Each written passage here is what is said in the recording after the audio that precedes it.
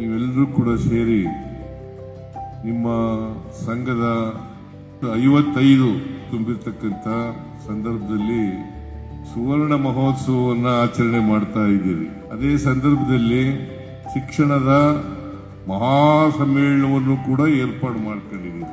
ಇದು ಬಹಳ ಮುಖ್ಯ.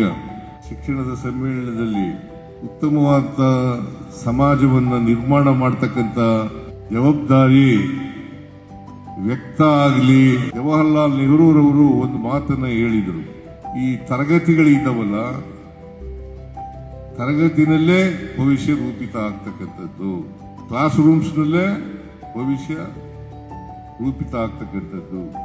ಒಬ್ಬ ವ್ಯಕ್ತಿ ಶಿಕ್ಷಣ ಪಡೆದವನು, ಅದು ಡಿಗ್ರಿ ಪಡೆದಿರಲಿ, ಪೋಸ್ಟ್ ಗ್ರಾಜ್ಯುಯೇಷನ್ ಆಗಿರಲಿ, ಅಥವಾ ಇನ್ಯಾವುದೇ ಡಾಕ್ಟರ್ಗಾಗಿರಲಿ, ಇಂಜಿನಿಯರ್ ಆಗಿರಲಿ, ಸೈಂಟಿಸ್ಟ್ ಆಗಿರಲಿ, ನಾವು ಎಂಥ ಶಿಕ್ಷಣವನ್ನು ಪಡ್ಕೋಬೇಕು ಅಂತಕ್ಕಂಥ ವಿಚಾರವನ್ನು ಮಾಡಬೇಕಾಗ್ತದೆ.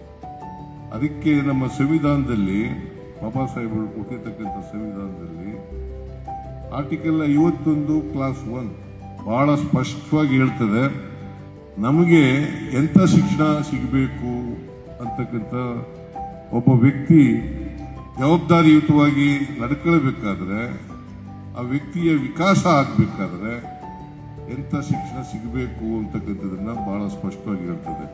ವೈಜ್ಞಾನಿಕವಾದಂಥ, ವೈಚಾರಿಕವಾದಂಥ ಶಿಕ್ಷಣ ಸಿಗಬೇಕು. ಅಸಮಾನತೆಯಿಂದ ಕೂಡಿರ್ತಕ್ಕಂಥ ಸಮಾಜದಲ್ಲಿ ನಾವೆಲ್ಲರೂ ಕೂಡ ಇರುವಾಗ, ಮೌಢ್ಯಗಳಿಂದ ಕೂಡಿರ್ತಕ್ಕಂಥ ಸಮಾಜದಲ್ಲಿ ಇರುವಾಗ, ನಾವು ವೈಚಾರಿಕತೆ ಮತ್ತು ವೈಜ್ಞಾನಿಕತೆಯನ್ನ ಎಲ್ಲ ವಿದ್ಯಾರ್ಥಿಗಳಲ್ಲಿ ಬೆಳೆಸ್ತಕ್ಕಂಥ ಕೆಲಸವನ್ನ ಮಾಡಬೇಕು. ಅದು ಮಾಡಬೇಕಾದ್ರೆ ಅದು ನಿಮ್ಮಿಂದ ಮಾತ್ರ ಸಾಧ್ಯ. ಬುದ್ಧಿ, ಕರುಣೆ ಮತ್ತು ಕೌಶಲ್ಯ, ಈ 3 ಮಿಳಿತ ಆದಾಗ ಮಾತ್ರ ನಾವು ವಿಕಾಸ ಆಗಲಿಕ್ಕೆ ಸಾಧ್ಯ. ನೀವು ಯೋಚನೆ ಮಾಡಿ,